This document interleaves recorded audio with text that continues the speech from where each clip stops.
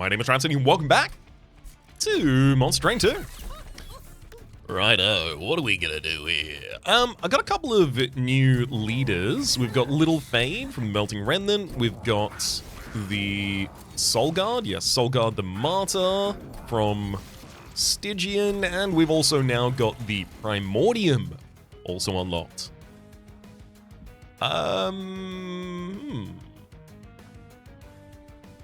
I guess we could play one as an allied and one as a lead. That could be fun. Both Monster Train 1 clans? Okay, maybe I'll err away from that slightly. Do I do Umbra under Legion? I mean, it's totally valid. I'm allowed to do it. We haven't done it yet. I just keep preventing myself from doing it because I keep thinking that I must have already done this. It appeals to me so deeply. Okay, so we'll have the champion unit Primordium, 0 Ember, 2 Size, buff A 3, which means the unit may be eaten 3 times. And when they are eaten, add this unit's damage and attack to the eater. All the other cards are familiar, so we'll launch in, get our random Pyre Heart. Please not the random Proto Cage. It is not. Wing Spirit. Once per battle, select the heart to restore all front-friendly units on all floors to full health. It is fine. You know what's even better than fine, though, is making the Morsel 1 Ember 1 spell. Add a Morsel Miner to your hand. The Morsel Miner is a unit that when eaten gives 9/9 to the unit that eats it. Pretty cool. We also have 2 copies of Proliferate in the base deck. Consume to propagate 2 on all units. Propagate again for enemies. Increases the stack on their debuff counters. And for allies, does it 2 buffs. And then Crucible Collector. 1 Ember 2 Size on Gorge. When you eat the unit, gain Lifesteal 1. I do think my artifact is going to have a lot of impact on what I want to do for the champion. This is weird. Sinner's Salve. Blights and Scourges cost 0. Obviously, it's fine right now, but it does give us the ability to take some things in the future that might otherwise be prohibitive. There's also Wanderer's Talisman. At start of turn, friendly units gain +5/+5 if they are the only unit on the floor. That happens at start of turn, which means it happens after eating triggers occur. So a lot of the time, that's going to be +5/+5 for free.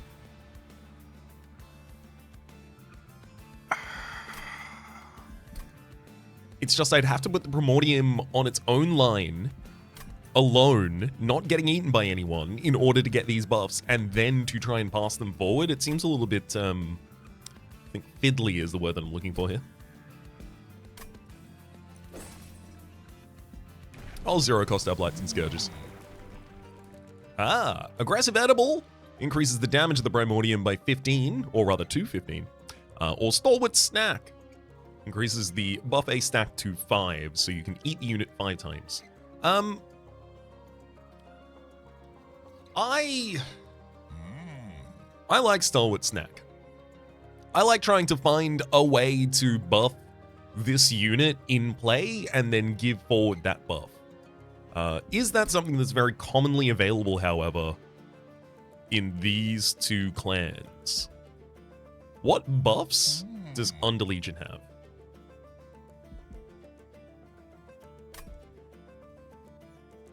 Not an awful amount that comes to mind for me. I think this is actually worth it.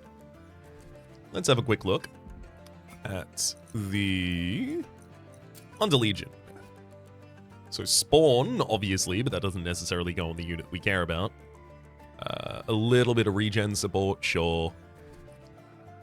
Spawn again, DK, propagate. Yeah, so we don't really have buffs that much in Under Legion. There's a very small smattering of regen about the place.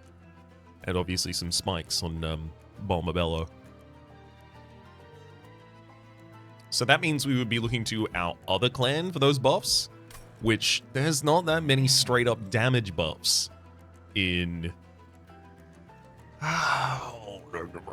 I'm going to take it and find out how to use it. I am a little annoyed about it right now. We're going to have to try and find something outside of both of the clans that we're playing in order to actually utilize that effectively.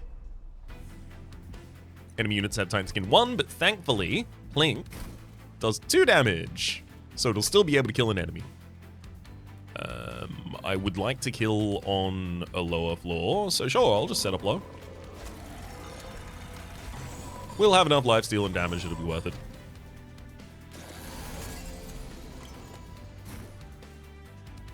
Yep.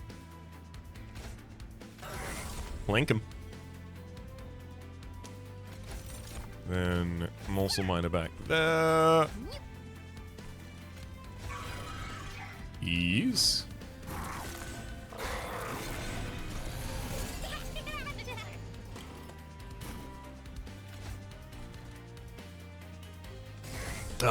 Couldn't blink him. Gonna have to throw down a decay on that bottom line. I'll start decaying this next guy as well.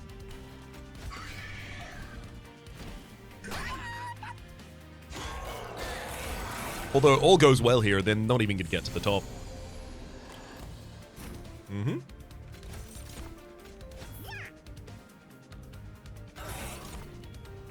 Morsel Miner, obviously an incredible hit for the bottom line right there. Oh, nowhere to throw the Rubble Morsel, unfortunately.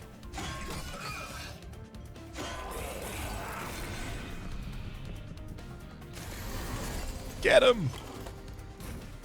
Yep. Oh, extremely get him.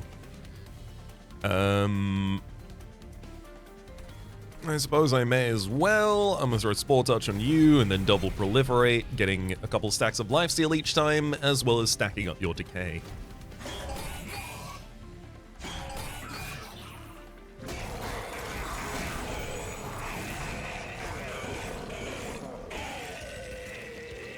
I might want to prioritize events in my pathing, because the more events I get, the more opportunities I will be offered to take Blights and Scourges for power, and I can definitely afford to take them at this point.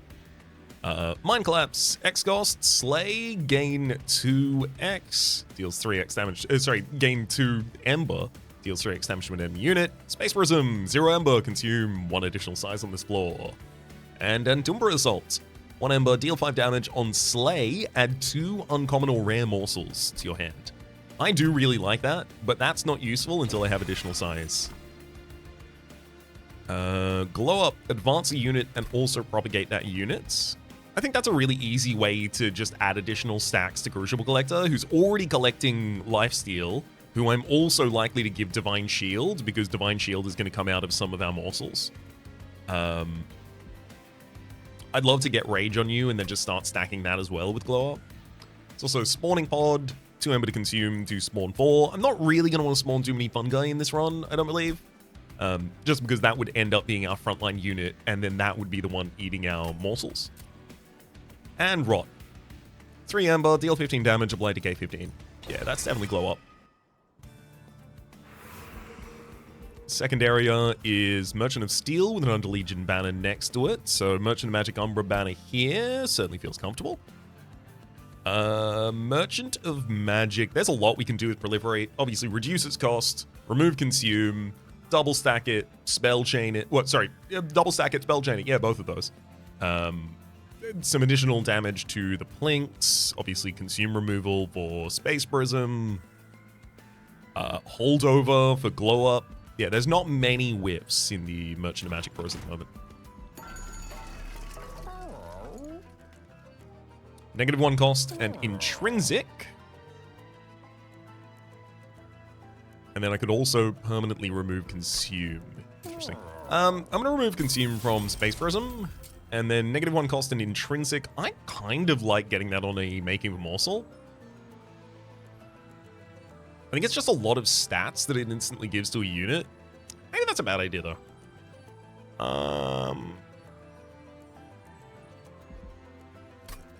I could take both of these other upgrades, and I think that'd actually be a lot better. Like, literally just +10 to one of the Plinks, and -1 cost to one of the Makings of a Morsel, I think.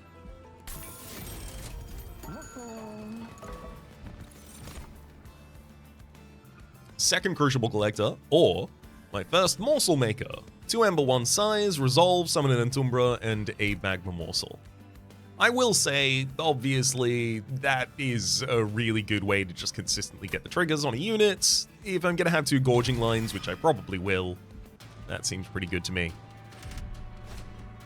I'd love Balmabello to be my other unit so that I can actually make a lot of use of Propagation.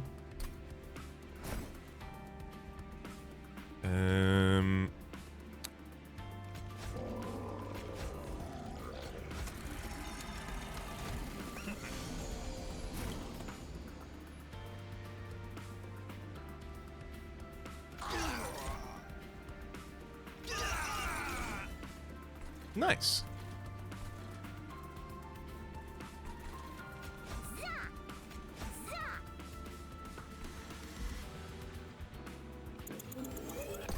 Wait, hang on. I'm doing the exact same thing, obviously, but because it would be really bad if I didn't. But I want to put 2 Rubble Morsels on the very top line, and then 1 Entumbra Morsel on the mid line.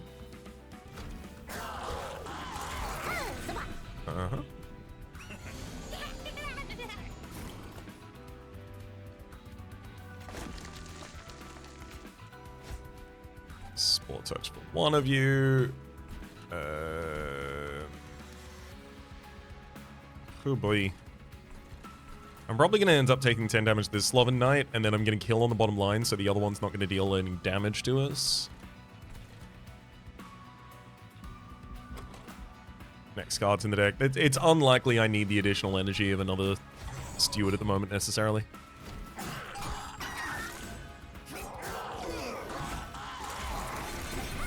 Get that lifesteal.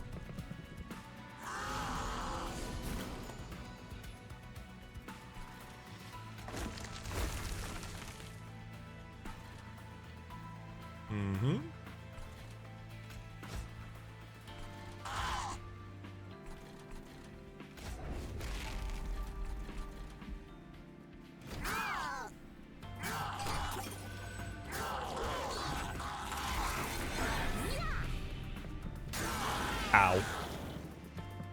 And then kill on the bottom line so it doesn't matter. Woo! Oh, we got both of the backliners there as well. That helps. Entirely unnecessary, but it does help.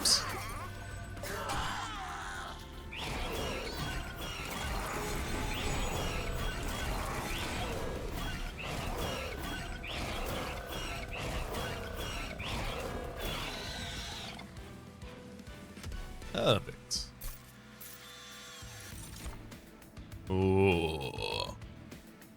I mean, another Space Rhythm just hanging out in the deck. We'd basically be able to avoid going for size gems. That's so relevant. Act Morsel is also nice, but with 2 copies of Making of Morsel and the Plinks and a Morsel Master in the deck, I really think I can go with just the Space Rhythm here. Another copy of Glow Up. There's also Loam Coat, 2 Ember to give 20 additional health to a unit with the equipment. On Resolve, gain Regen 1 and then Propagate 2. I mean, that wouldn't be bad on a Crucible Collector. It's just, realistically, it is a way to give it Propagate. It's not a way to give it Regen. That doesn't matter to it.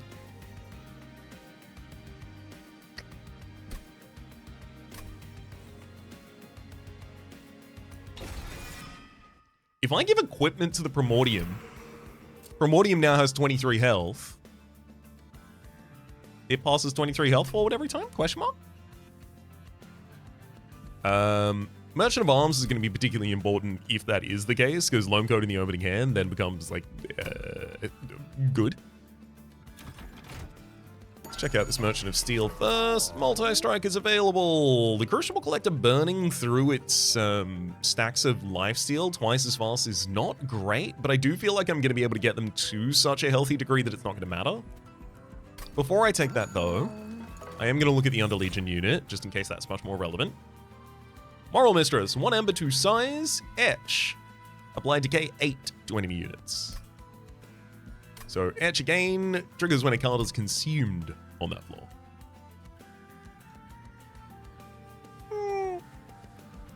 Sure, it does happen. Spore Launcher, of course.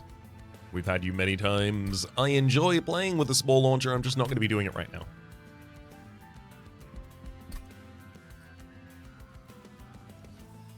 I mean, Moral Mistress is just better than one of the Spore Stewards, obviously, but it's just...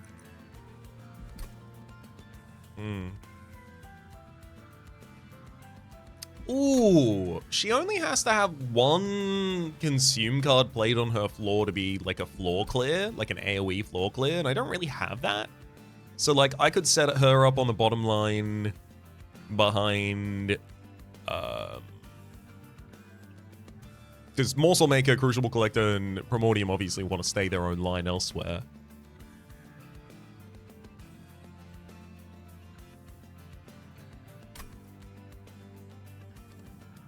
I do feel like I have a lot better chance of being able to consistently trigger Rally than consistently trigger Etch.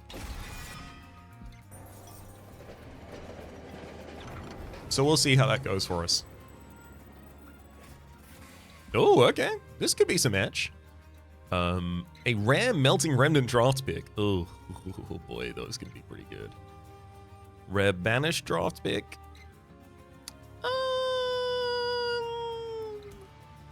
Fine at best. Rare Lunacoven draft pick. Not really. Conduit could be pretty cool from that. Are any of these more likely to give me statistics? Let's go Melting Remnant. Oh no, because you'd be passing forward.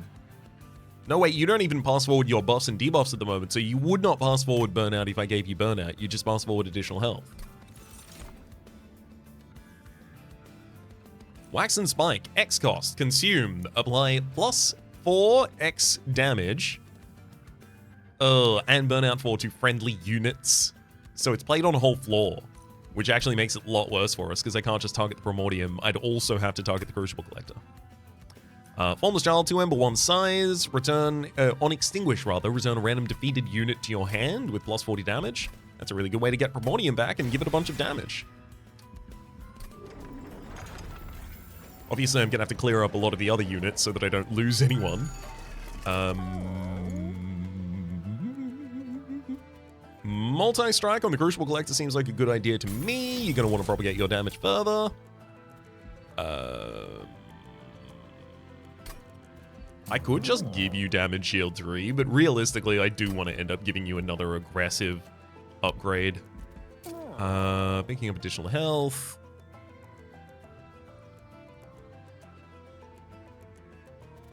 Maybe just make another shield steward capable of defending the Moral Mistress a little longer. Yeah.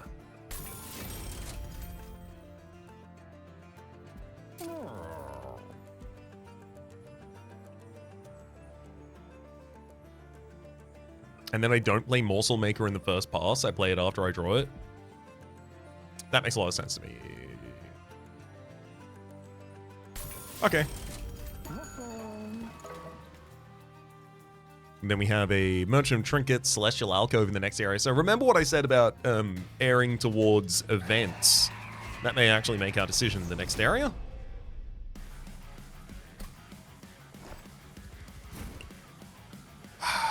Okay.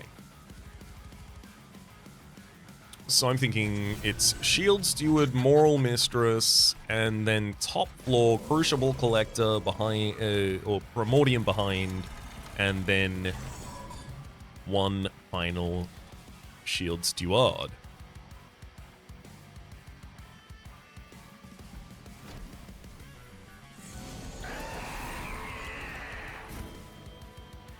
No one's died yet, Formless Child. You're a little early.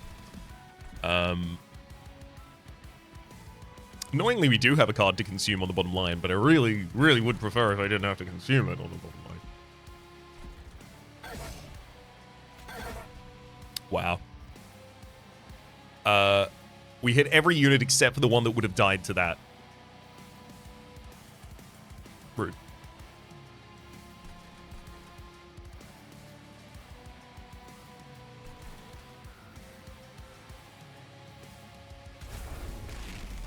I'm still going to make it die just so that this is a little easier for us to start with and get 2 additional damage shields.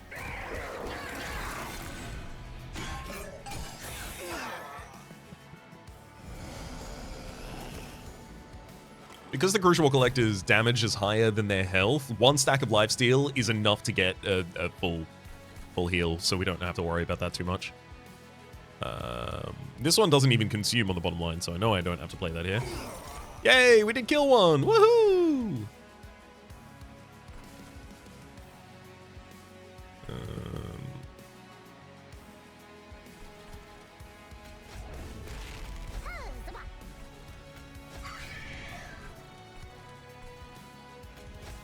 Just get rid of healers.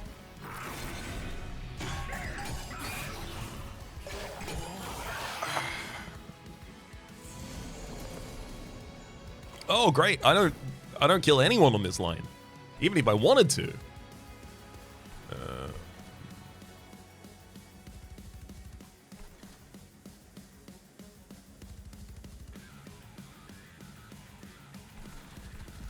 Morsel Maker's obviously got a Morsel make an appearance up on that top line. Throw a Morsel Miner up there as well. Get another Morsel Miner and throw that down on the bottom line.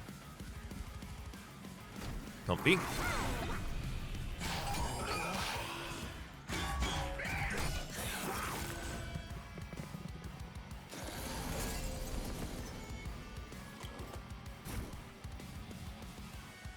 Get rid of both of these Vengeful Shards immediately, I feel. Loam Coat! Yep, passes forward 20 more health to the front line. Oh, equipment is going to be wild with Primordium.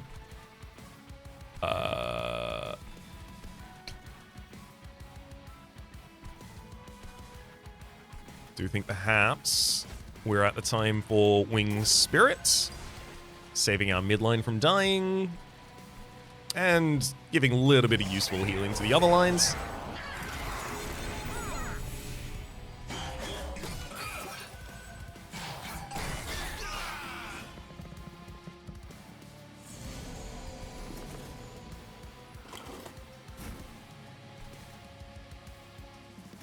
Ooh, only the healer manages to make it out. Perfect.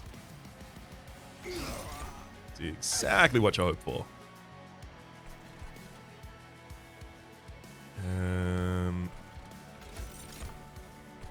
Yeah, I don't even have place for both of these units, so I'll just put a Morsel Miner on the bottom line, and yeah, I'm just going to proliferate on the top. Why not?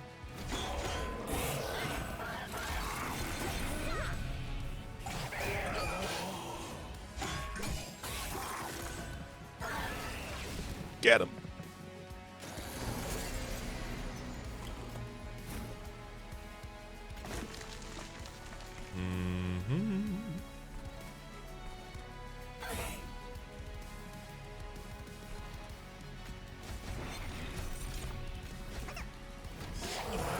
Top line's already comfortable enough to take care of Archeon by itself.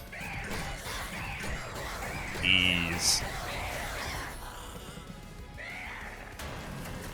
This one feels like a pretty cleared capacity.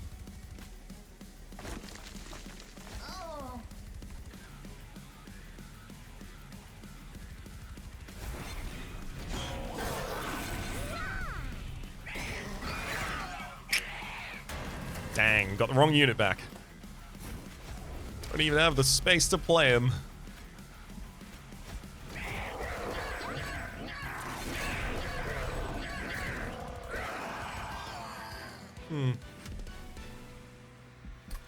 Both Underlegion and Umbra have like a sub-theme of consume cards. I need to find a little bit more of that.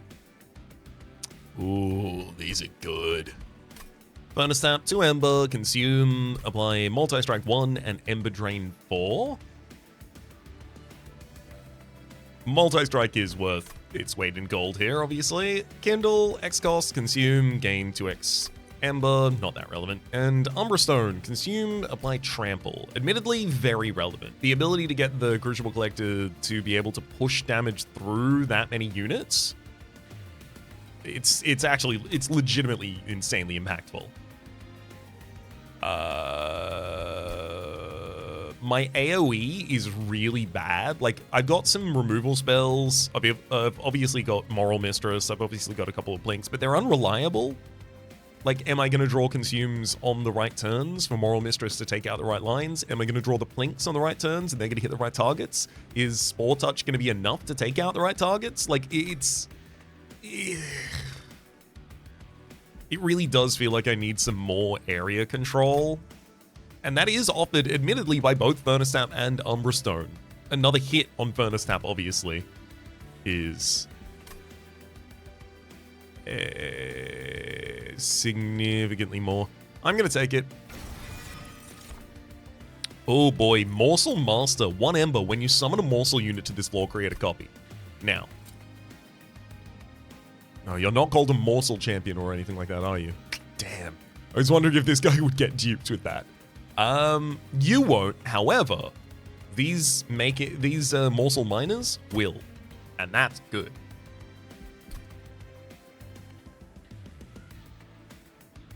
So you'd be really good at supporting another line.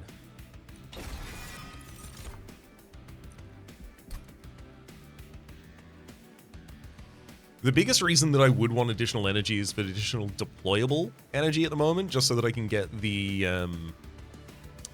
Morsel Master, Morsel Maker, and Crucible Collector all down at the same time.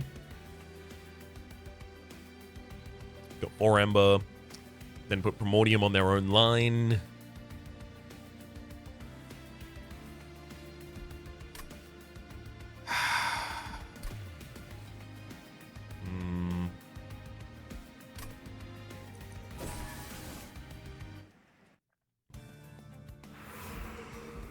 Merchant of Magic Armory and Forgotten Boons. Admittedly, the Merchant of Magic's much more appealing again now that double stack, removal of Consume, and things like that are so much more important.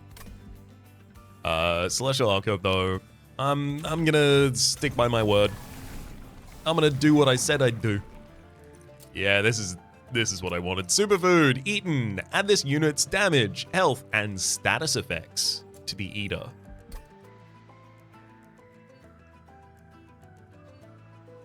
Alternatively, I could get Stalwart Snack 3, including 3 more rounds of buffet. Give additional health and the status effects now. Bunch of trinkets. Oh boy. First spell played each turn has -1 to cost for each 15 cards in the deck. So the first spell played each turn costs 2 less. That is the cost of my most expensive spell in the deck. That's pretty good. Clan card drafts only offer rares. I'd like that. Oh, actually, there's a lot more of the run left than I thought. Maybe. Follows Tuning Fork. Starter cards cost -1. Admittedly, that does take, like, literally 10 cost out of a deck that I just gave additional draw. So, very appealing. Let's have a look at the alcove.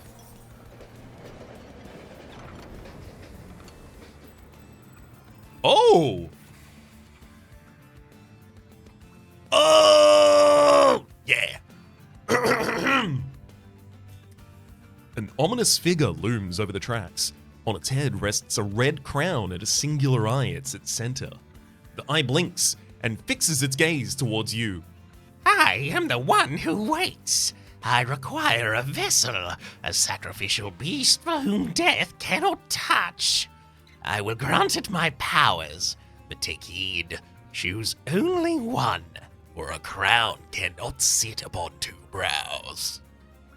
Something about the crown unsettles you, but you can't deny there's power behind this creature's offer. The Cult of the Lamb interaction. Do you place a red crown on one of your units? Absolutely. Red crown. Endless. Summon. So the unit becomes endless, and on summon, equip a random equipment.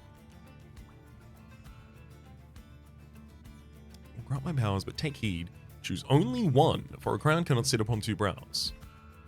Choose only one? There's only one. What do you mean? Acquire a vessel, sacrificial burst. I will grant it my powers, but take heed. Choose only one for a crown. Okay, it's right. Oh, if I dupe a unit. Hang on. If I give this to a unit, then I dupe a unit. Hang on.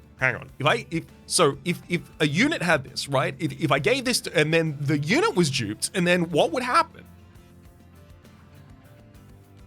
I don't know. We should probably put it on a unit that we want to dupe then. Oh boy. Who's that?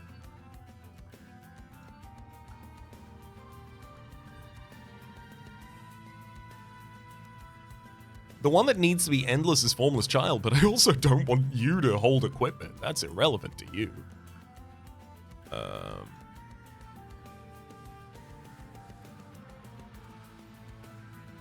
Moral Mistress doesn't matter at all, literally. Also, it's a red crown and 2 followers. So followers are 0 costs, 1 size, multi-strike, 2 minions. They have 1 damage 3 times and 1 health. I mean, that actually makes them really good things to resummon with the Formless Child.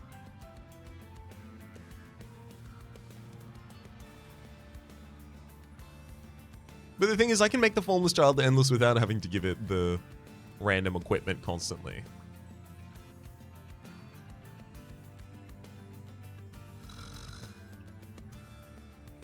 Gosh.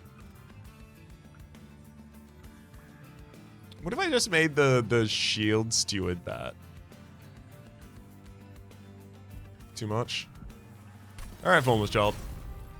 Good. As you grow in strength, so too will the cult. Go forward in my name, vessels of mine.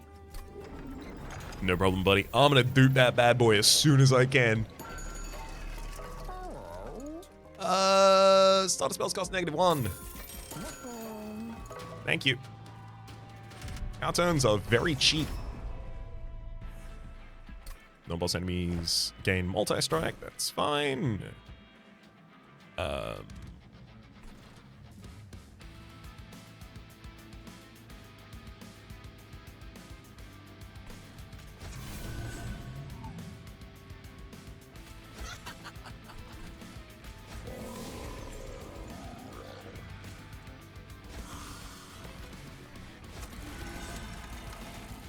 So when we put Size up here, we'll be able to summon Morsel Masters, and when we put the Morsel Maker up there,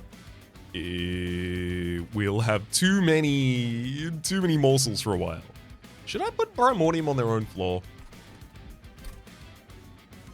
And then what? They give their support to a follower, I guess? That's actually kind of fine. Let's give that a go.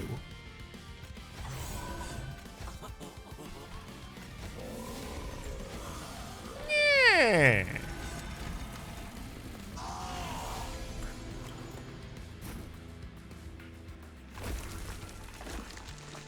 Oh, there's something that consumes. Yeah, follower goes on the midline.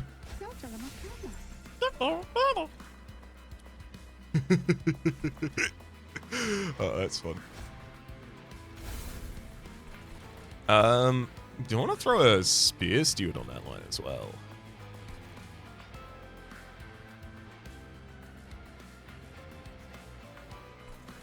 I think I could, but I'd want to use it as a chump blocker for the follower, so I don't want to use it until next turn. I'll find something else to chump.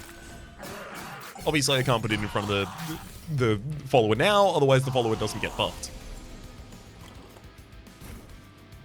There's the Formless Child. Should I let the follower die so that I can then get the Formless Child to die? Questions. I'm going to proliferate on the bottom line to get my decay out. Good etching work.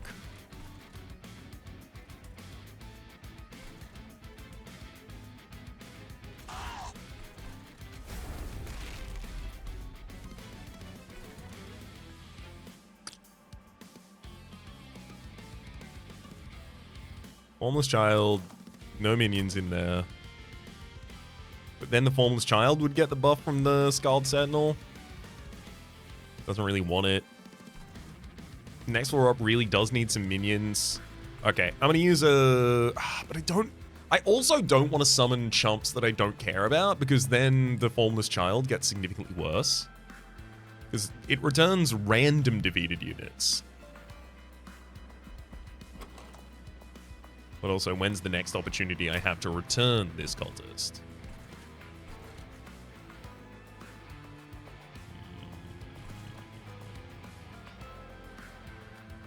Oh, this is actually really frustrating. How do I kill him at the right time? Spore Touch. That's how you kill the formless child at the right time. You Spore Touch that bad boy.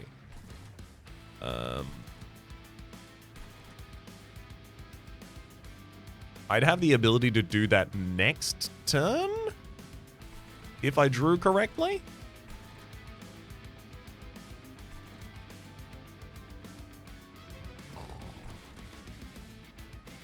I do feel like Morsel Miner on the top line is more impactful, though.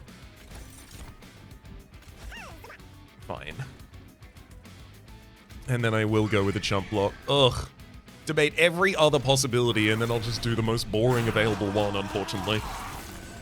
The other one just seems so unreliable. Yeah.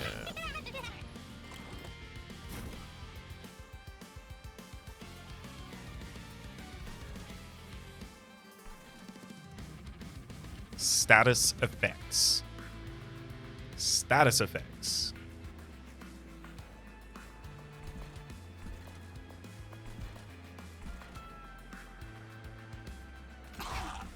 Couldn't hit the backline twice, huh? Coward!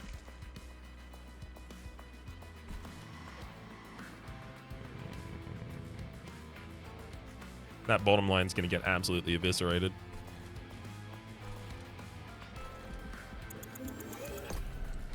Did I have anything... If I just threw Furnace Tap on this bottom floor, I'd still lose my front unit, so I'd get rid of the Furnace Tap, but I'd obviously also clear the entire line, which is pretty nice. But also, if I gave you that, you don't pass forward buffet, but I'm pretty sure you do pass forward multi-strike. But of course, you'd be Ember Draining us a huge amount. I don't know. I think maybe I use the Ember Drain this round just for the bottom line removal.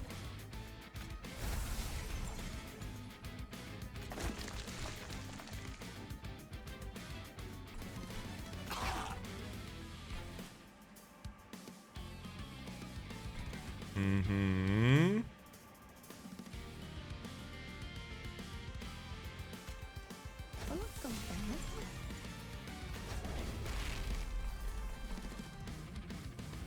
Let's try down the next one. Sadly couldn't get this, no! Couldn't collect that collector.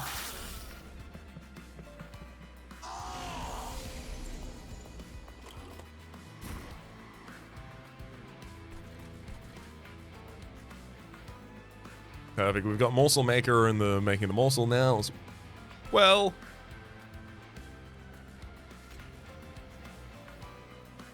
Ooh. Oh, that's a problem.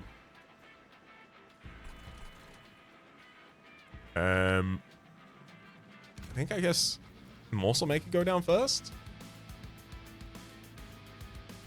I want Loam down on the field pretty badly because it supports the health of the Primordium, giving health to the cultists in front line.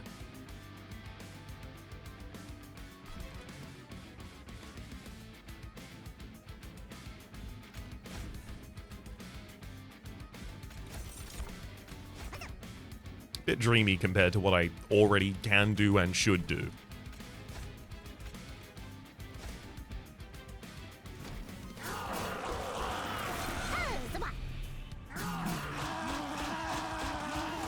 Perfect.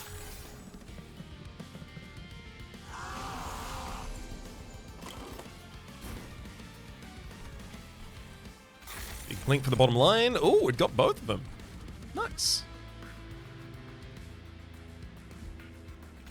Ooh, blink for the middle line, and that gets him too. Let's hit Wings Spirit for the big heal. Now my cultist survives.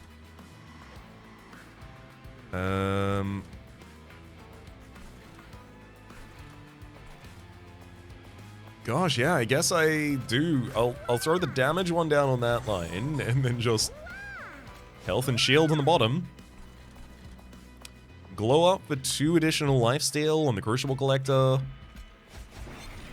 And then just throw out 2 copies of Spore Touch on whomever looks like they might still have health.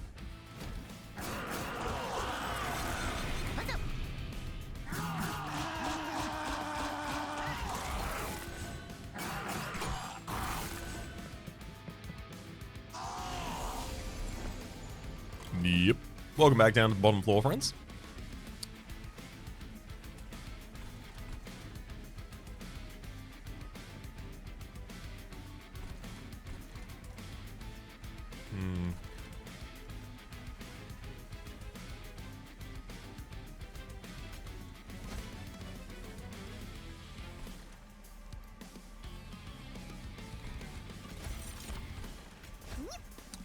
I'm concerned about a couple of things here.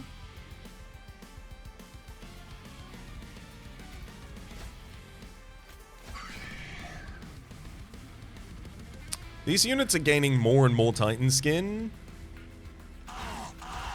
By the time they get to the top line, they're gonna have a lot of it. And if they can, in a single swipe, kill my frontliner, I don't even get to, big heal. Like, yeah, I can drop the Formless Child on board, but it's not gonna do anything right now. I guess I drop Loam Coat on Crucible Collector instead then?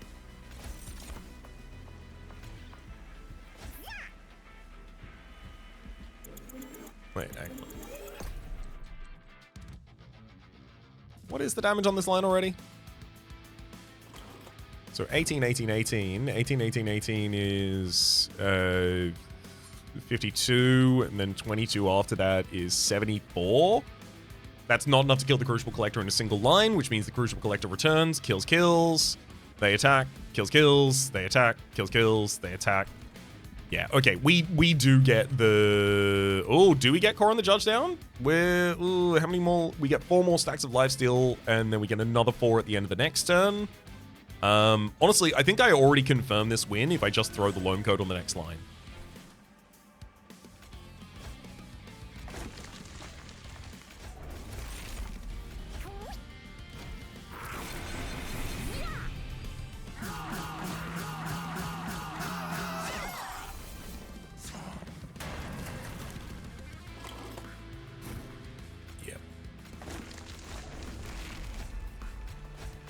Get him.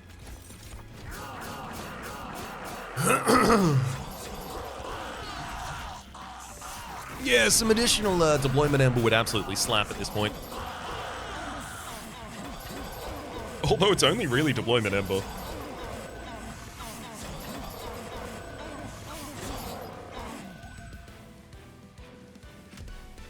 Yes. Oh boy. Void Binding, apply Damage Shield 2, Rage 6, and Ember Drain 3.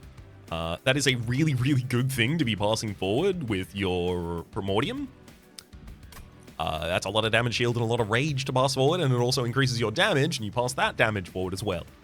Ember Cache, Consume, apply 3 Excavated Embers to the discard pile. Very, very good for the Consume sub-theme, very, very good for etching units. And then Cannibalize, sacrifice a unit to gain uncommon and rare morsel units to hand. I'm taking Void Binding. Fertile Ground, 2 Ember Consume, spawn 1 and spawn 1 more for each card in your Consume pile. There's also Pox, 2 Ember to Consume, deal 20 damage and apply Decay 10 to all units. And then Mushy Room, apply Sap 3 to enemy units in the end of combat. I find that there is nothing wrong with just, like, having a floor that saps them.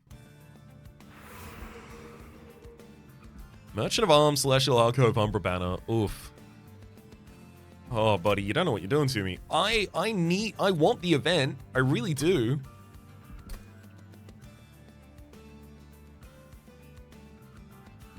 I need more deployment ember. Removing cards from the deck is really good right now. Obviously, just getting rid of the Spear Stewards in particular comes immediately to mind. Another Umbra Banner on the other side. Do I want more Umbra units?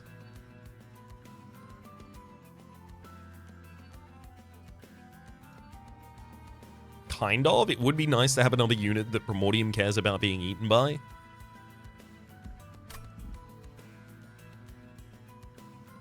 I'm gonna go to the left. Come on, trinkets. Oh my god. Yep, that's the kind of thing I'm talking about. Fossilized Fangs. Gorge triggers an additional time. So every Gorge impact, like Crucible Collector's Lifesteal, triggers twice. I don't have other Gorges in the deck at the moment, it turns out. Interesting. Huh. Fewer than I thought. When you play your 20th morsel unit for battle, play, not summon, play, importantly, because the ones that are created by the Morsel Maker and Morsel Master aren't ours. Fossilized Fang, reroll. Ooh, Twin Minds. Create a permanent copy of the first consume card, Blade each battle. Yeah, that's a really good way to that's a really good way to proliferates and get some more spaces. Prism. Teeth of Gold, deal 5 damage to the back enemy unit when the unit is eaten. And finally, Shade Lamp. The first time each turn an enemy unit dies, add 2 morsel units to hand. I do like that. Give me more consume cards, though. I want that sub-theme. Equipment or room cards. You would pass forward Fragile, I imagine, so I don't think I can just pop Glass Cannon on Primordium and let it pass forward that damage. Meat Shield, 1 Ember, 15 health, and on Resolve, restore 10 health. Really good for a frontliner that just wants to be beefy.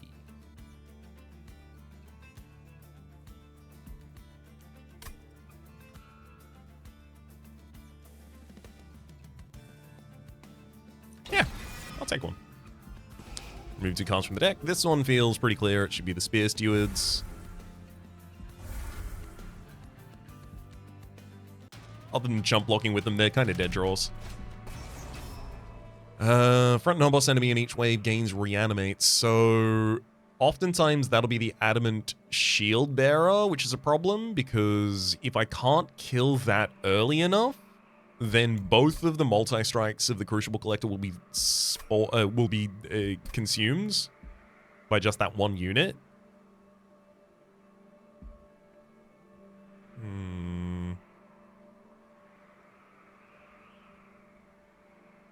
That said, Mushy Room on the top line is going to be very, very effective.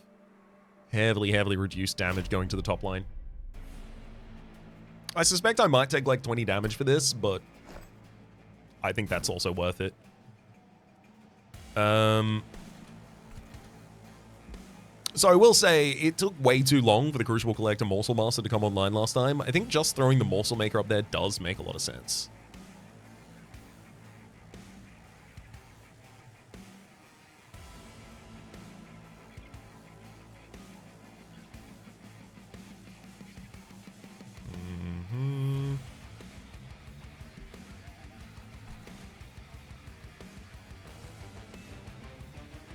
I can't do that and this at the same time.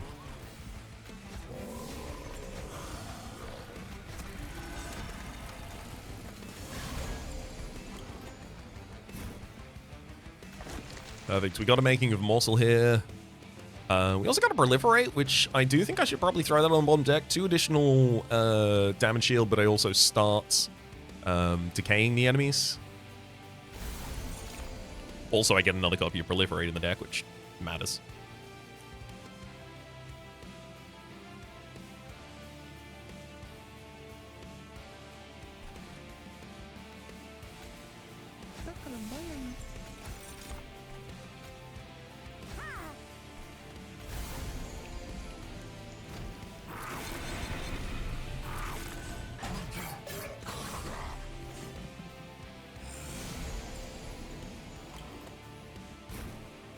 Oh god.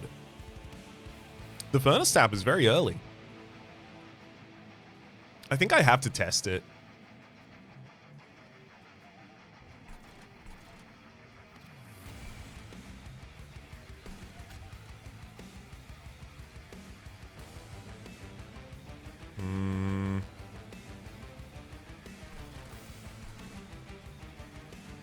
Oh, but I also really want to play the Morsel Maker this turn.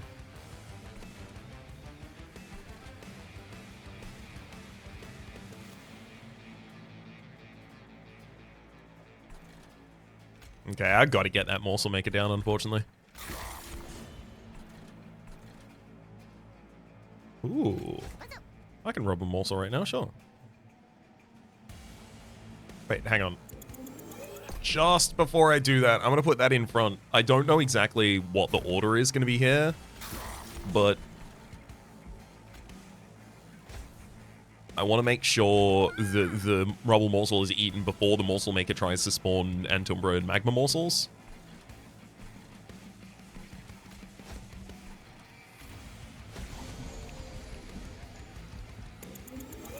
I can't incant on that middle line. I do want to be giving damage forward.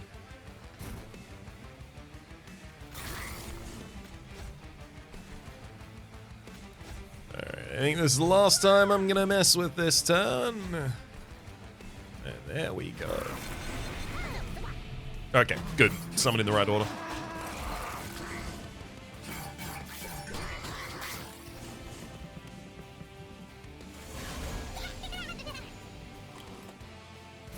And we do have the damage to push through as well. Great.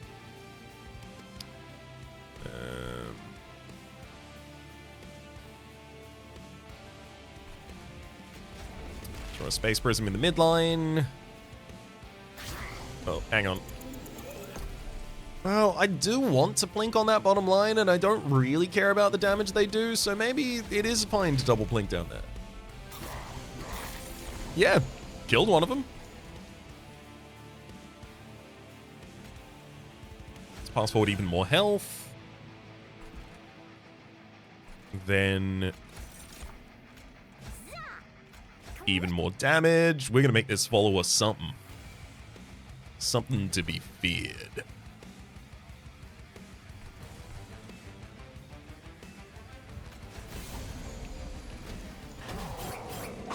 And I'll risk a little more sap on that bottom line for some more damage shield.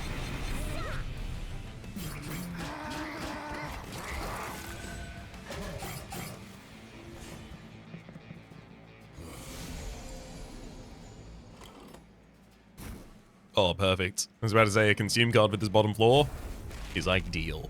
Get him.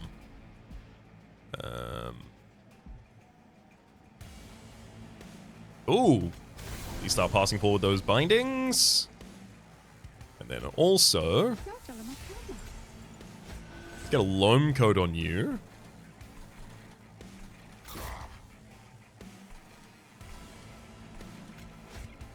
So now you're going to be able to propagate the rage and damage shield that we're going to be passing forward to you as well.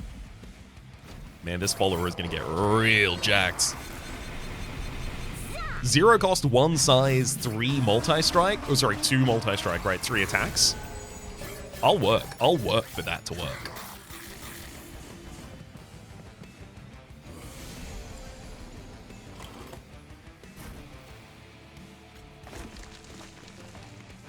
We are, of course, passing forward the Ember Drain as well.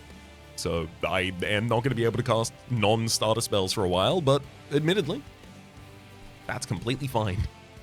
It's actually great.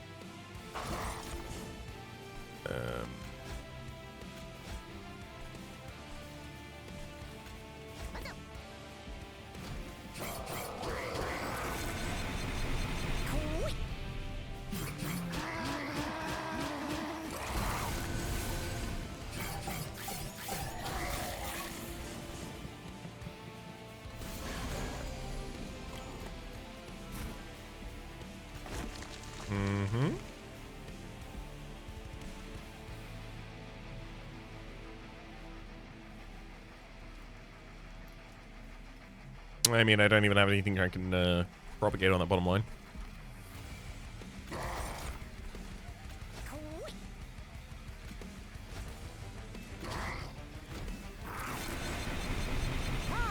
It is going to get past this mid lane, right? Right? You are propagating your own damage, shield, and rage every turn. Nope, it's not going to get past the mid lane. Oh boy. How disgusting.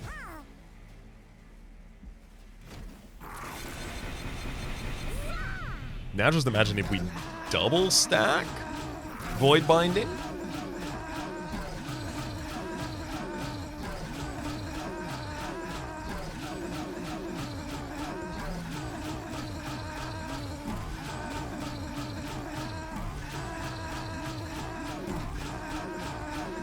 Admittedly, it was a little closer than maybe I would have liked it to be.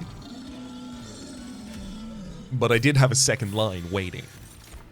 Shroud Spike, consume, trigger feeding on friendly morsel unit 2x times. Yeah, that'll be it. There were, presumably, other options. Mushroom Cloud, 1 Ember, consume, sacrifice 1 fun guy. No! Also deal 10 damage and apply decay 10 rather to all enemy units. Fertile Ground, as well as Truffles, 1 Ember, 1 size, ability fetch. Add a random equipment with Ephemeral to your hand and apply -1 to its cost. Let's play fetch. I mean, there's the Empyrean Well. We would have the ability to upgrade some of our followers. Yeah, 100.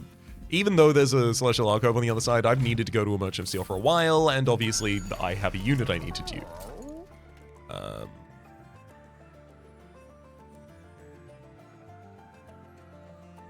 We'll obviously get another multi-strike on the Crucible Collector.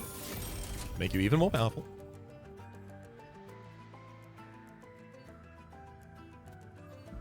And endless Truffles.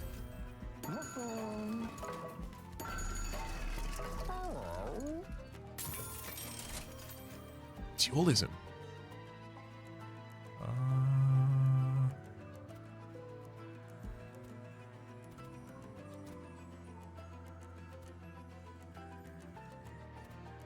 I mean, no. Sadly, not really relevant for anyone. I mean, quicken some additional damage.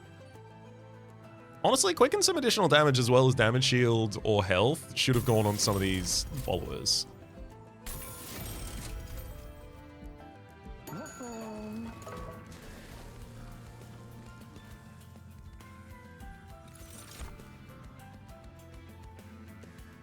By the way, just to be clear, I don't think this is a strategically good play. However, I do think the event made very clear that this is what I'm supposed to do. If that's not the case, I'll find it out.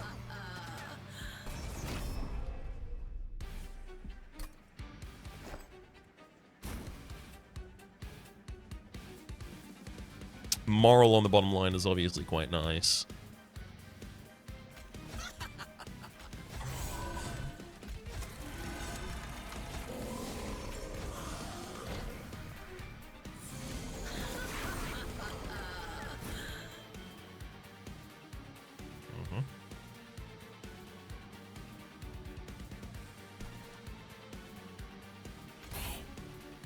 No blink.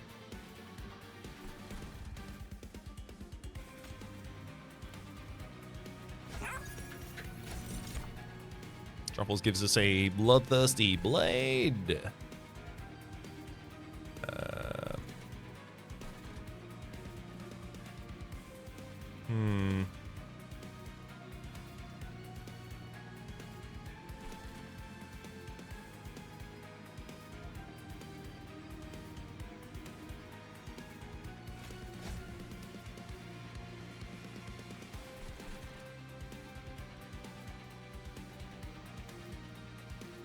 We're going to lose Truffles. Truffles goes back to the top of the deck, gives us the ability. So we're going to have more equipment cycling through the deck. Do I think Loam Coat's the best thing I get on Soul Guard? Interesting. Do I think Primordium is the best served by getting Loam Coat here? I guess so, because yeah, you gain the regen and propagate, and then you'll be propagating the other buffs that you would pass forward to other units. So yeah, it does make sense. It does make sense.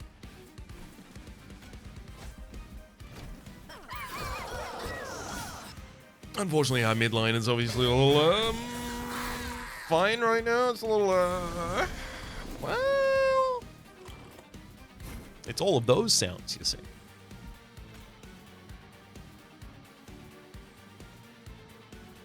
Oh, this is fun. Wait, hang on. Can I do it? No, because you'd come out with damage shield 3 on you.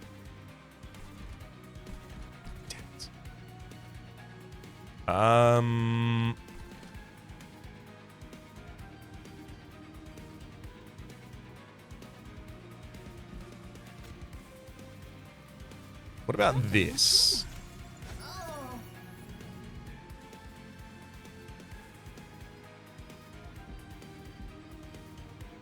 So the Formless Child is going to die just after the follower, so it'll resummon it into hand with 40 additional damage.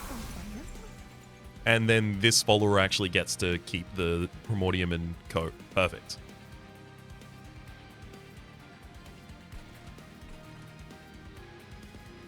Maybe I use Truffles as a sacrificial unit down here, because I do really want to get additional abilities. Ephemeral Resolve cooldown reduced by 1.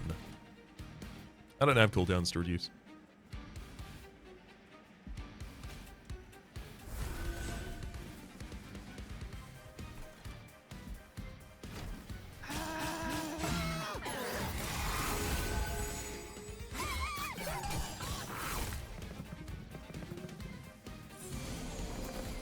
Perfect. This is exactly the kind of thing I was trying to do. Ooh, I can do it again. That exact same move.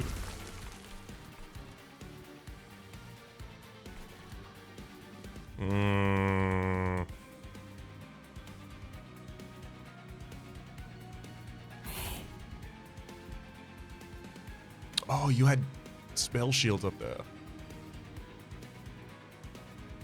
Oops. Oh, I would have still accepted that if it ended up killing the backliner, though.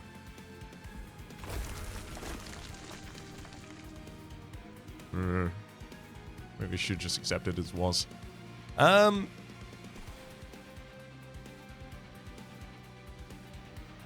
Alternatively, I guess I could throw down this follower on the top line.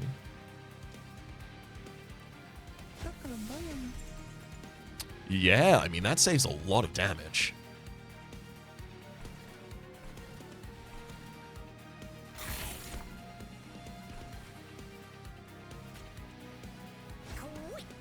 Throw some additional lifesteal to the midline. Morsel Miner for additional health up there. Troubles, give me an equipment. It is Curse of Dragon Staff. Incant. Deal 1 damage to all enemy units. It also just gives 5 additional damage.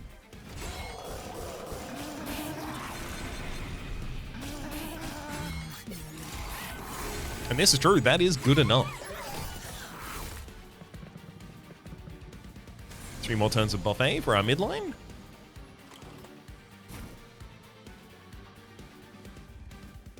Ooh, yikes.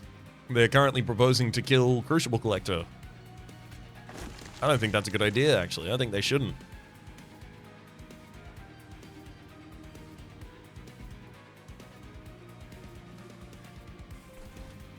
Cool boy.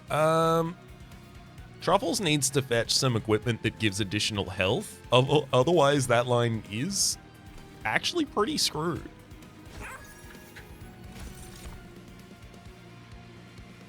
Truffles, please.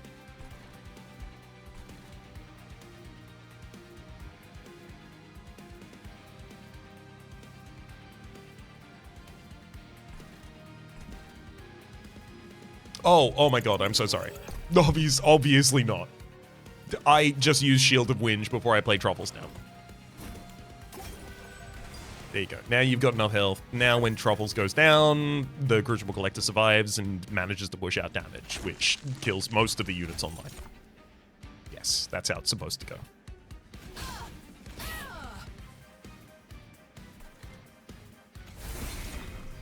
Oh, big proliferates.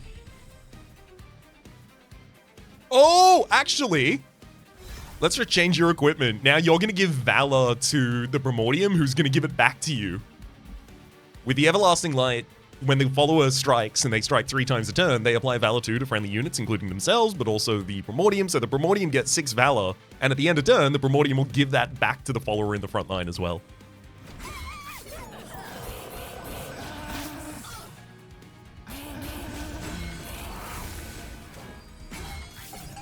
I really do think Deployment Ember is like the only thing that I really need to make a small difference on. But I also think I can get away without it.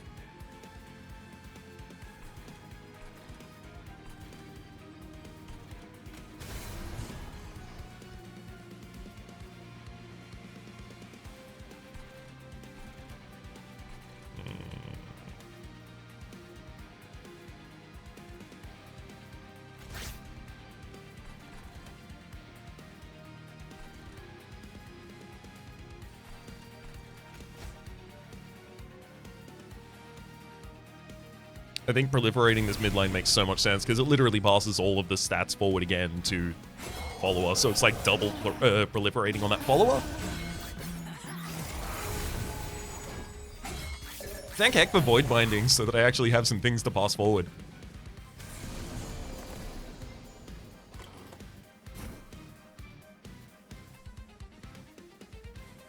Yes. Let's just go for the etch on that bottom line.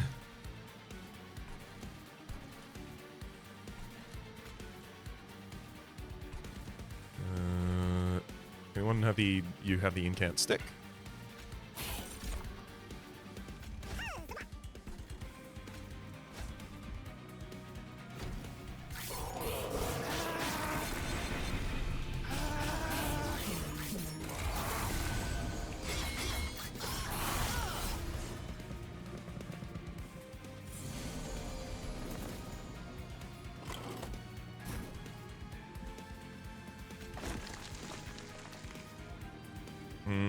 Gonna be pretty difficult to beat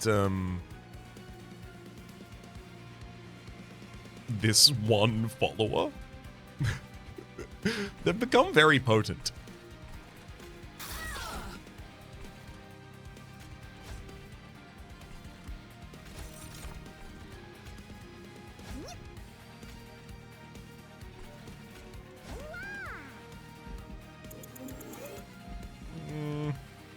Actually, I'm fine with it resolving like that.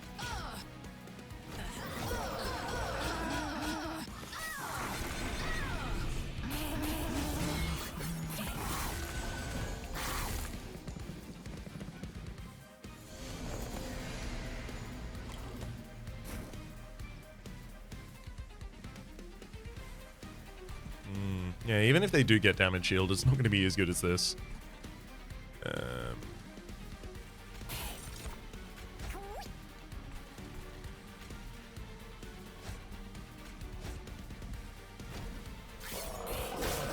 You may have as much damage shield as you like, Kale.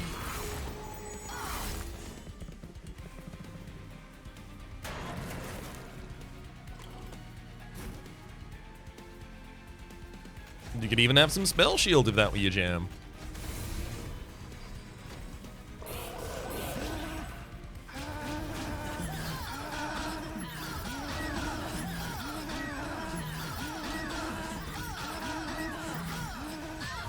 Run, hide. It makes no difference. Death comes all the same.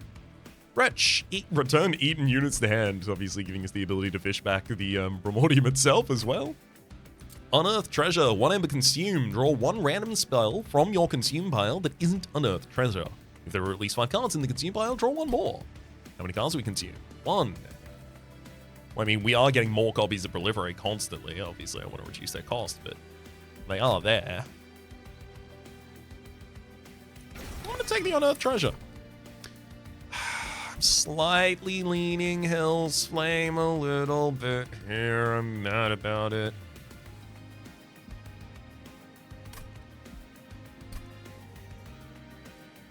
The additional Ember is literally just for setup on the first turn.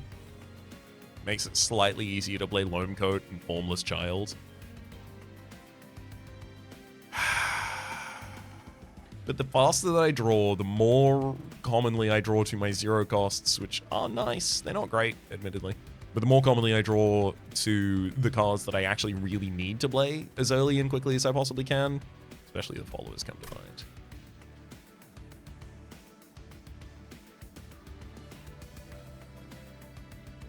I'm going to get that Morsel Master on the top line so that it's just like self-set and independent. Merchant of Steel, Unstable Vortex, and Pyromanes. I do like removing cards from the deck. Obviously, Merchant of Magic still has a lot of value. Double Stack in particular. Obviously, cost removal as well.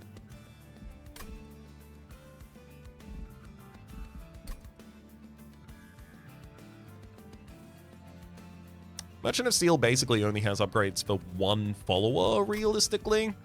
I'll hit the other. Stalwart Snack 2 to pass forward for more turns, or passing forward some damage deal by defaults. I'll have more turns of passing forward, thank you. Oh, I do love a boiler room. Gain 1 ember when a unit dies on this floor. You just throw that on a line. Well. Spell chain and -1 are both in here.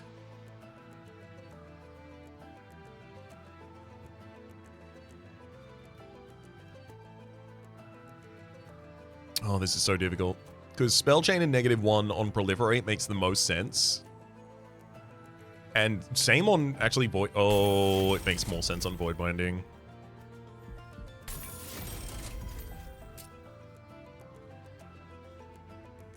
Permafrost the Shroud Spike, so we always have it in hand at the right time. Double stack.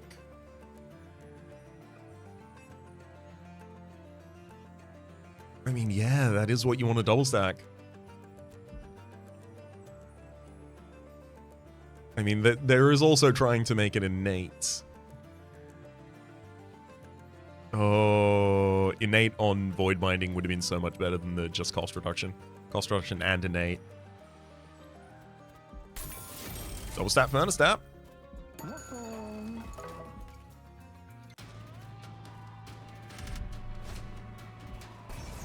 Front non-boss enemy gains reanimate 2. I can't have any empty lines here because we have the amalgam.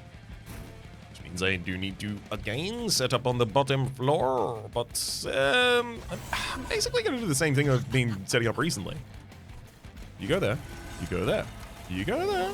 You go there. And you could go there, I guess. Perfect.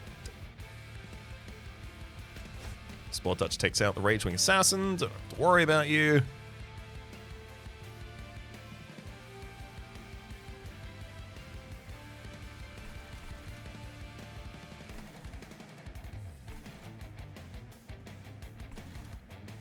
I don't really want to summon Truffles, because then Truffles is going to be... Because it's the only line that can support it right now. Well, if I throw it on the top line, unfortunately, then it eats all of the morsels that I don't want it to eat.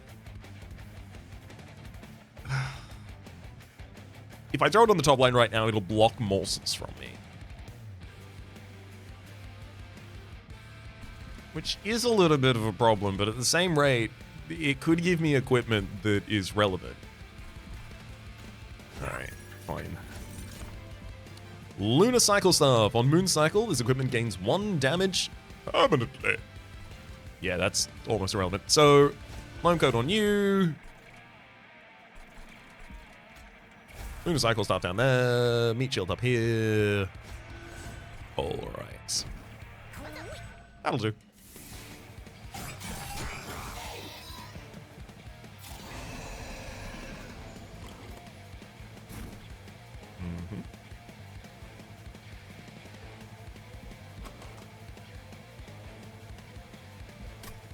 I haven't played my first Consume card of the battle as well, so when I play my first, it is going to have more copies, so I gotta be ready for that. I'm gonna just very quickly check something. If I play this Morsel Miner and then I try to eat it...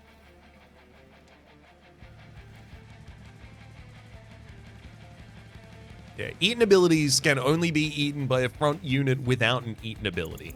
So, just to confirm... Yeah, that would kill the Morsel Miner without doing anything. Or it would trigger feeding on it 0 times because it can't. Okay.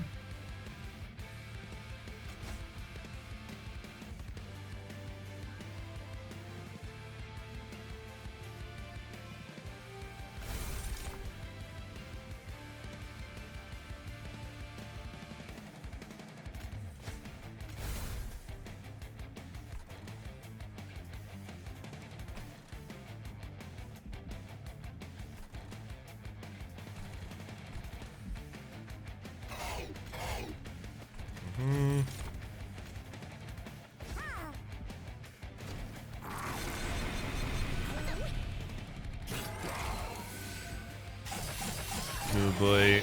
I'm pretty worried about my top line damage up there.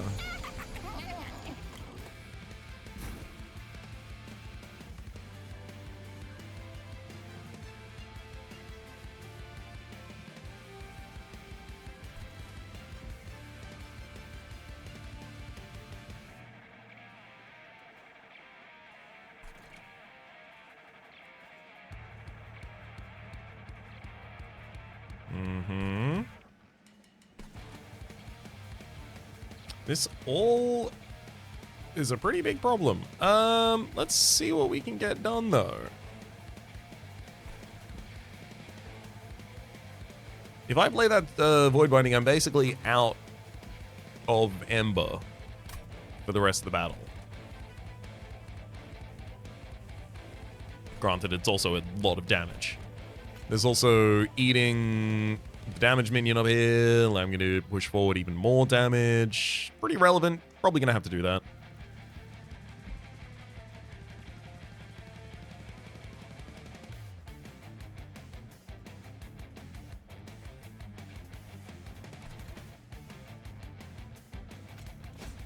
Decay takes down the Collector, keeping us safe.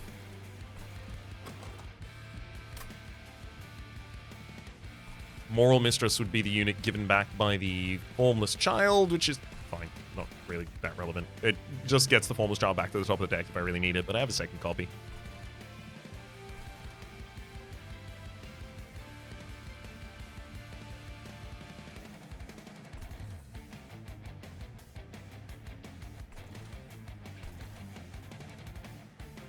I really wanted to have one of my followers down by now.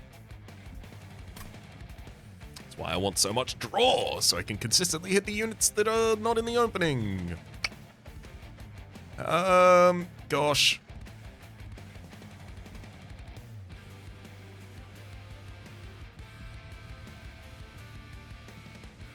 Okay, here's the way I'm gonna do it. I'm gonna split the Ember Drains among two different units so that I can actually keep, like, proliferates on other units as well. Because I want you to proliferate Rage, Damage Shield, and Regen at the end of the turn, ideally. Then this top floor, you need the largest amount of damage that I can sum up.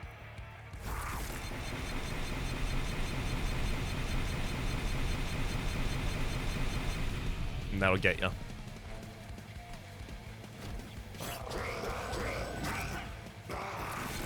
Woohoo! That should keep us comfy until this midline is enough to actually compete.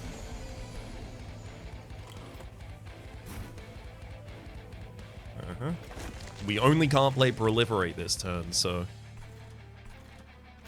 Boo, what a downside. Oh, Truffles! Void Arm that I can't play, unfortunately. That'd actually be really good for the Shield Steward, because it'd kill him. Well, hello. Now when you die, you will be purged from my deck.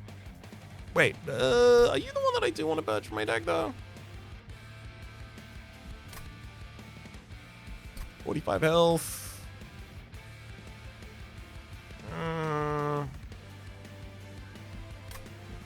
No, you're not the one I want to purge from my deck. I want to purge the other one, the one that doesn't have any buffs on it.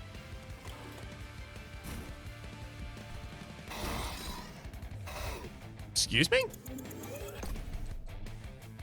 That is not how it went down last time.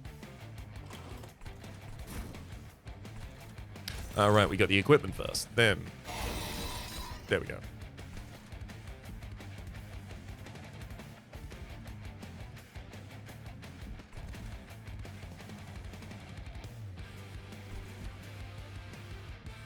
I'm going to stay away from using that equipment still.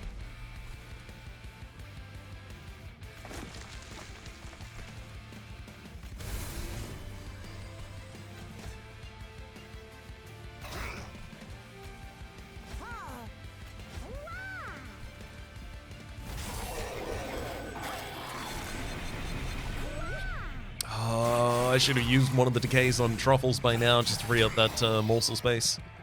I'm missing out on damage every round because of it.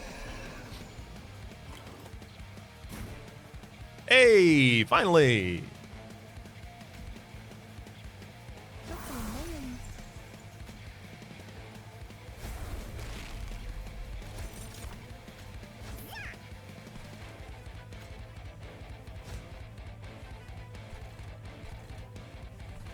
Oh, one of the Amalgams is getting up to the top line. Can't do too much about that, though.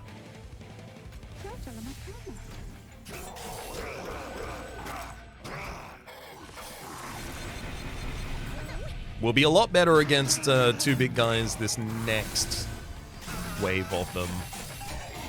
We've had a little bit more time to prepare.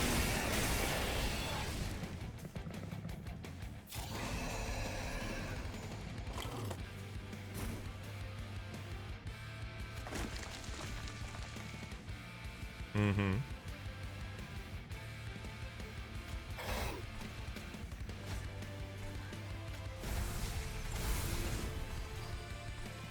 Well, show me.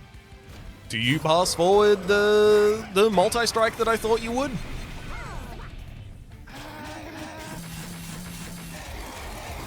Yes, you do. Oop.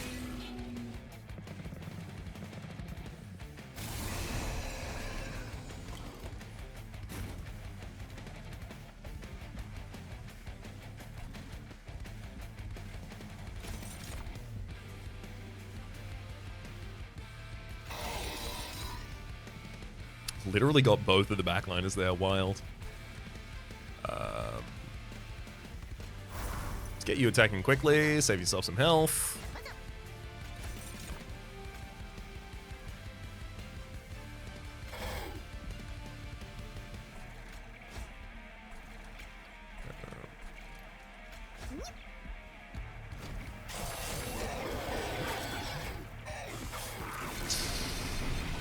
Oh, that's where trample would have come in handy.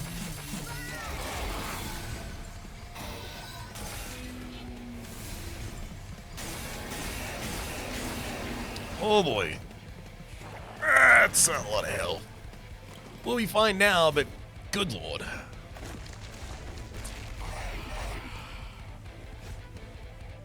Let's slow this down just so we can watch exactly how high.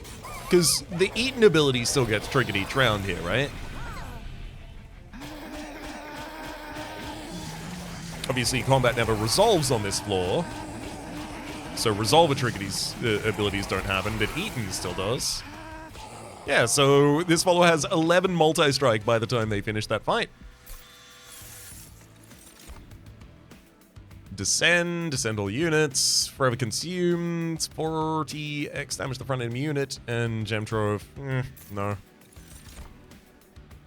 Battleground, Pandemic, and Mushroom Cloud. The real value of Pandemic here is that if I cost reduced it twice, it would be capable of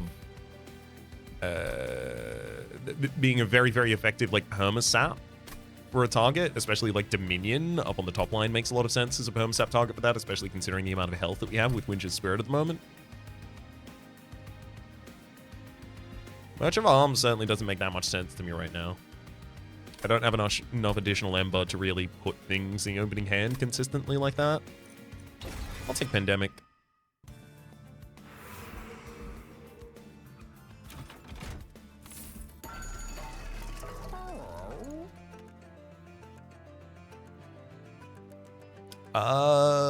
Merchant cost is reduced by 25%, so that means that what? 755 minus 175 over 755. That would take us down. So merchant costs would be reduced by 25%, but we would also have 75% of our gold left. So I think it's if you're above 800, that ends up coming up ahead. Equipped units gain 10 armor, not bad, admittedly. And armor is a status effect, so I do think the Primordium would pass that forward. Drawing an additional card each turn, I mean, what are you going to do?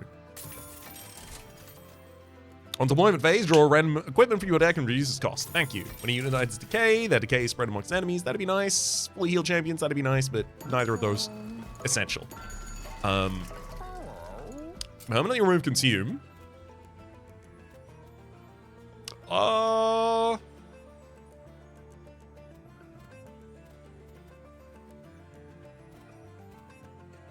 don't know if I want to remove consume from that.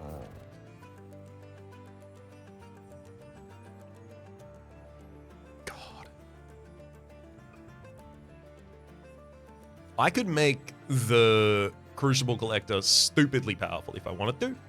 Literally just put the Morsel Man on that top line instead.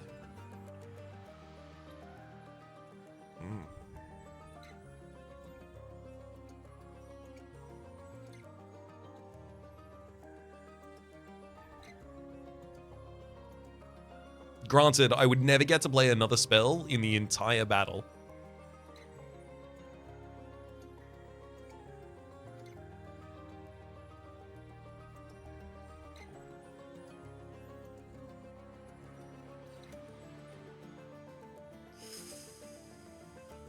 I have to be able to run multiple lines, otherwise I am going to lose to the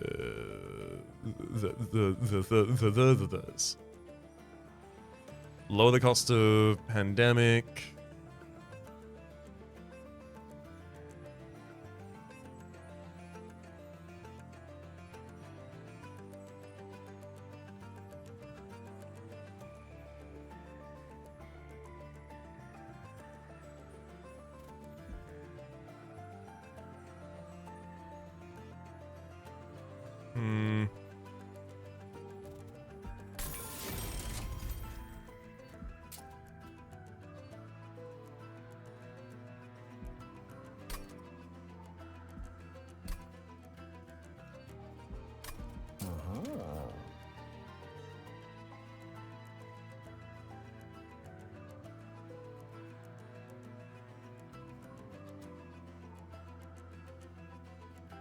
If I can get higher health on Shroud Spike and maybe heal in the next 2 battles with that, I'd be a lot more confident.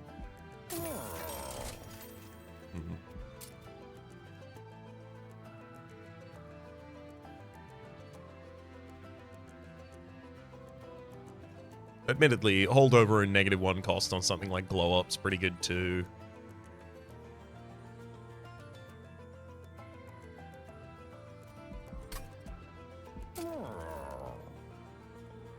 I think we need to permafrost that Furnace Stamp. I think we need to have it at exactly the right time. Negative cost the Pandemic. Remove a single card from the deck. This one will be the other Shield Steward. I'm starting to feel like the additional follower thing wasn't anything, as it turns out. Alas. Do I want to get a 3rd follower? The earlier I draw that follower, the far better off we are. And also, what if maybe it's about if you dupe another follower, something. Oh.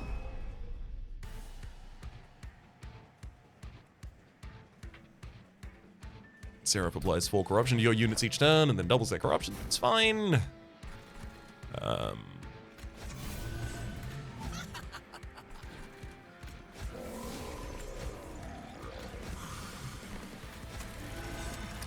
Loam Code in the opening. Give me a follower in the opening hand. Please. Oh! I mean, it's not the one that I want, but what am I going to complain? It just gave it to me. Unfortunately, I can't use Shroud Spike to eat my Primordium.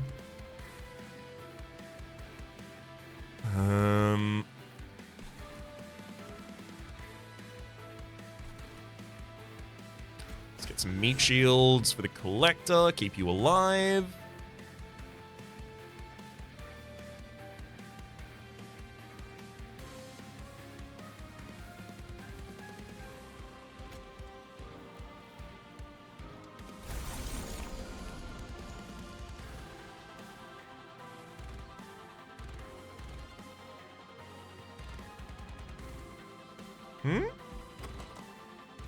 Pandemic. Consume intrinsic. Apply 8 decay and 2 sap. Add a copy of this card to your discard pile. Alright, I got a second copy of it because of the Twin Mines duped it. Good. Wondering where they came from. I mean, I also just jump block on the top, I think, here with Truffles. Get another piece of equipment. Glass Cannon. If it weren't for the fact that everyone's getting corruption, like, yeah, absolutely, why not? It's ephemeral equipment though, so it'll die.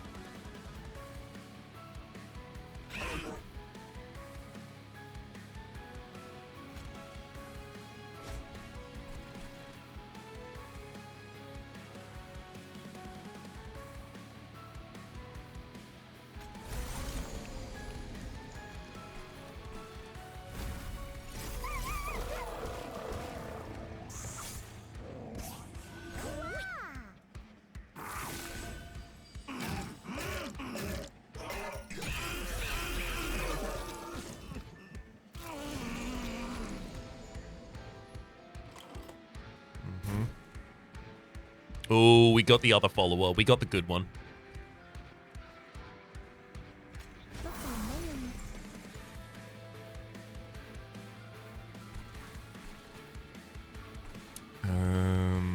Gosh. I can absolutely proliferate down here.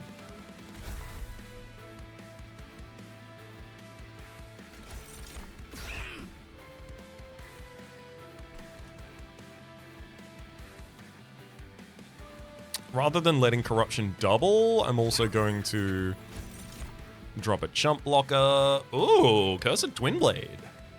Multi-strike and strike.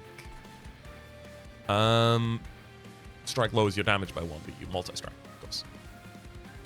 I think that's a good way to get some additional multi-strike on that top line. You're going to get some additional health now, so you don't even need that previous form of it anymore.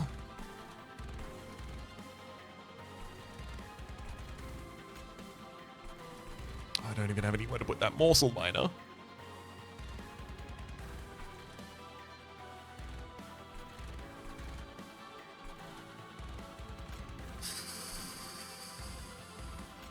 Throw a mushy room on the top line, so if anyone does sneak by, I'm not screwed immediately.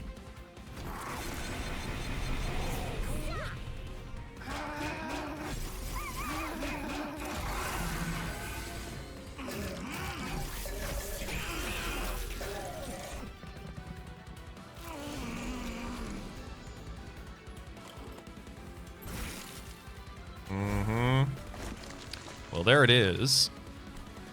The furnace tap is alive.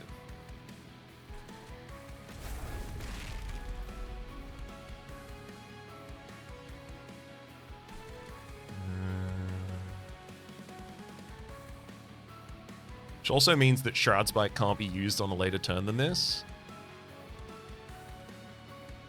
I think maybe I should Shroud Spike this turn then.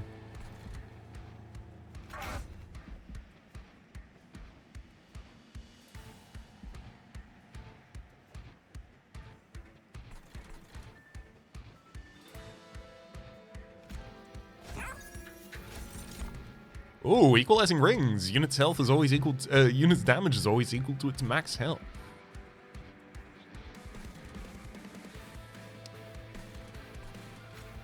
You can wear that for a little additional damage on that midline. Then Shroud Spike for additional damage on the top.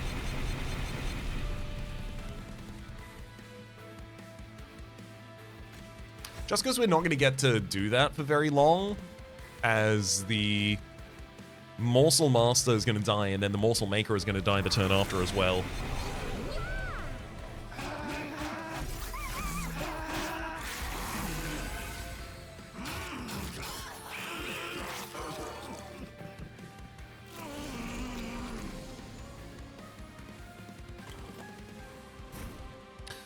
Oh boy. Yeah, it is absolutely time to proliferate. Void Binding. Void Binding. Found a trap. Found a trap, rather. Sorry. Then Blink that fails hilariously. Proliferate on the floor. Twice.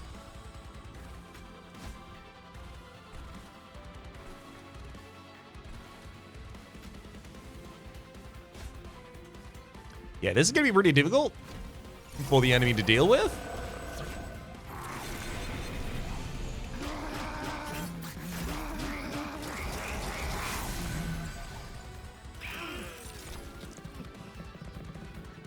Granted, it'll be pretty difficult for me to deal with the Scourges they're giving me every turn, but at least I can play them for free.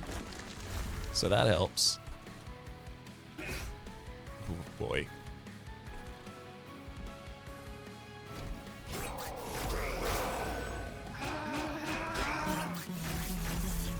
Oh, those backliners are going to be a bit of a problem. Oh, I feel like someone's going to my pyre. Thankfully, there's mushy room up there to sap them all.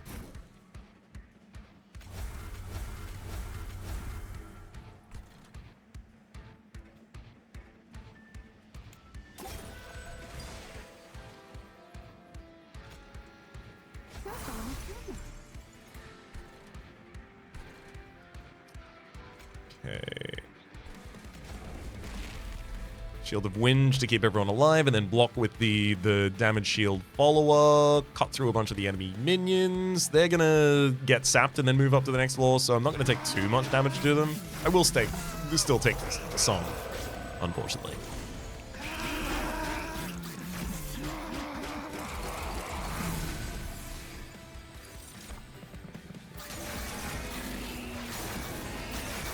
Oh boy! Oh, I don't think I can beat the... Well, if I sap Dominion twice at the very start of the battle, maybe I can still do this. See, here we go. Now we've got the cultist actually cutting through literally all of the enemies on that line. That's important. But... our top line is not going to be able to do it. We one line behind the times. We just got everything online. And then the top is gonna go.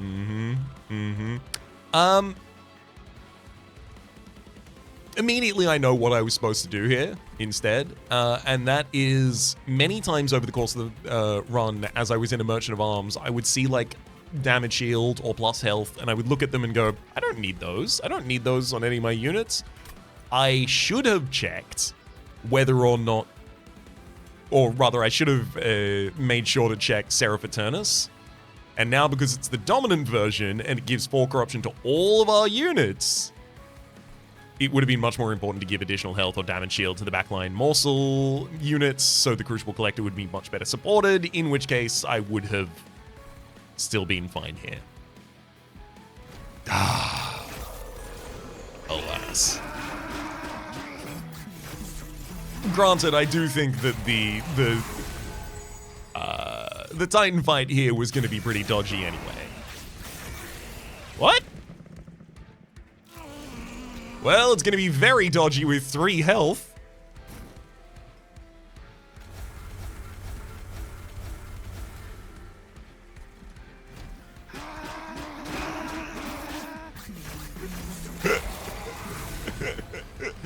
Get him, hero follower! Get him!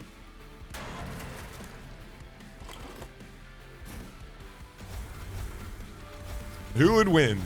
The armies of hell, or literally just a silly little guy?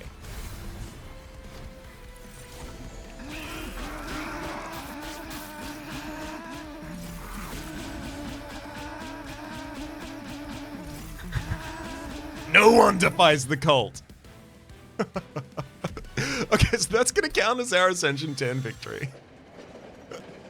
Oh! Oh, I was wondering if whether or not now the cult event would have something happen because I have 2 crowns and I'm proceeding past. No, still? Dang. Oh. It's definitely probably the worst unit in the deck. It's one of the worst targets that I could have duped. It's not one that I even consistently use at all. Savagery will literally kill me if it enters the bottom line and I can't do anything about it, so I obviously do have to set up a full line strategy still. Also, Entropy will kill Crucible Collector, and Primordium will also get killed without Meat Shield, so I don't really know what I do.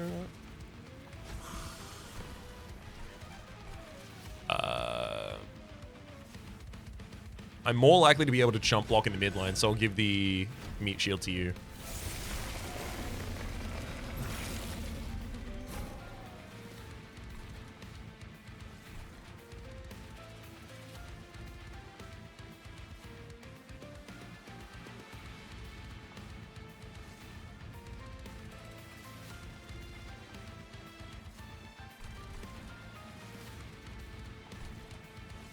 Maybe I just let Primordium die so that I can bring them back with a different, the other unit later. Because I can't keep them alive this turn.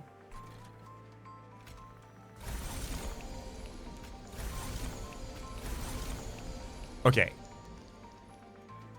6 sap for Dominion.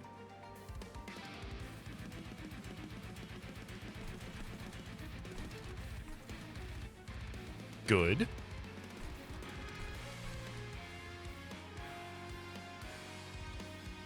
Can't spawn any morsels, unfortunately. I could try and proliferate on that top line, increasing your sap still. And I have enough copies of proliferate that that's a really good idea, I think.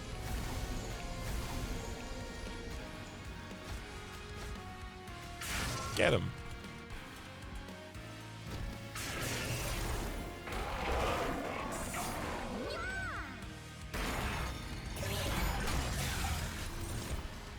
Mm-hmm.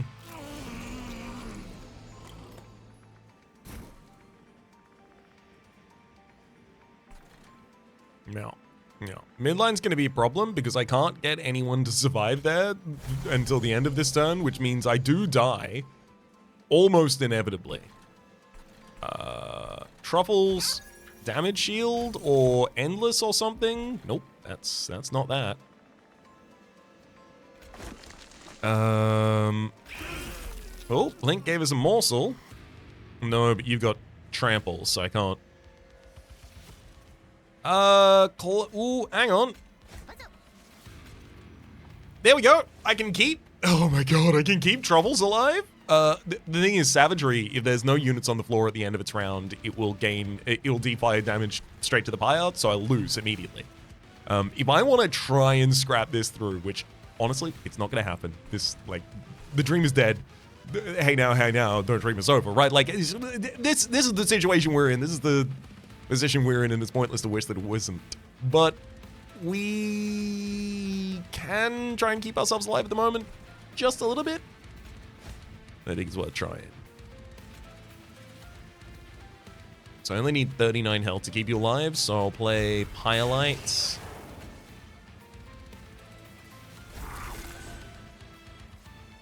Eh?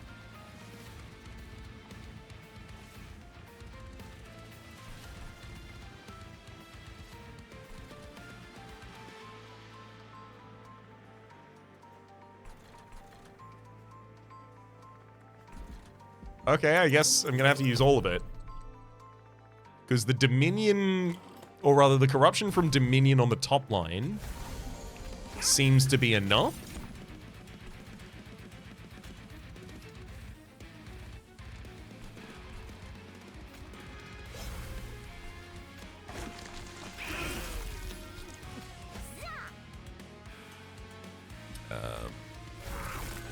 There you go. Oh, Crucible Collector's currently dying as well, so I have to use the Winter's Spirit right there. Otherwise, I just lose that line. I don't see this going well at all.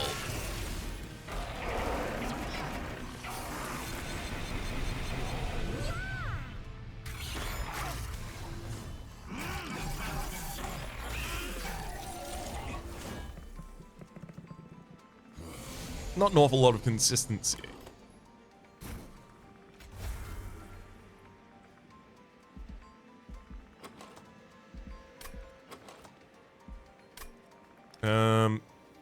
Yeah, I want the Formless Child to bring back units. We are just totally dead on that top line. We're done.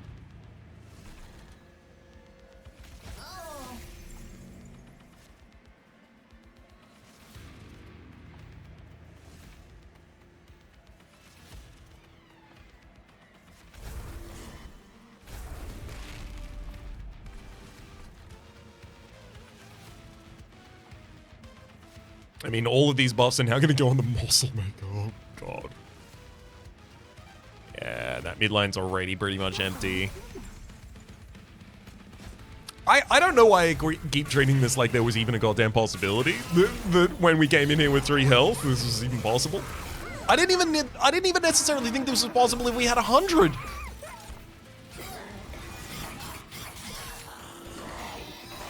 Need more consistency.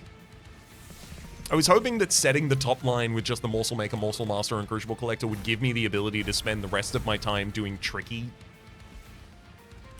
pardon my French, tricky shit with all of the other lines to see what would work out.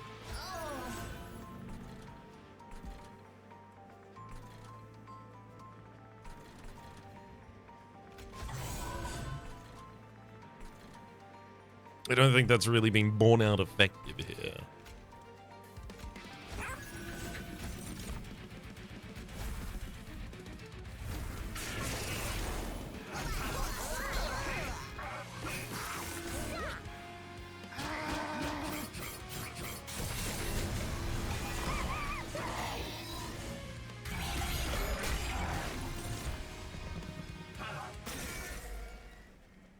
Sayonara.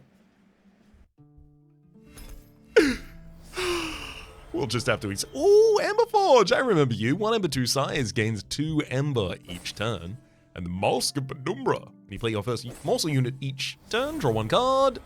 Shadow Eater, hello! 2 Ember, 3 size on Gorge, restore 10 health, and then deal 20 damage to enemy units. And then also Prism Retrieval. An X cost consume, draw a unit, and apply +5 X damage, and negative X cost.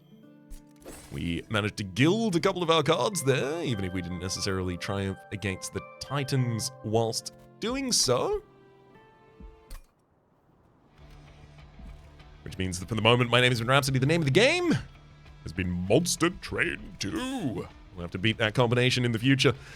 Top left is a series playlist for all my content on the Game Pass in the future. I mean, look, I'm not sad to get to play that combination again. In fact, frankly, a little bit over the moon. If I knocked it out of the park with him, it would have made it really hard to pick him again.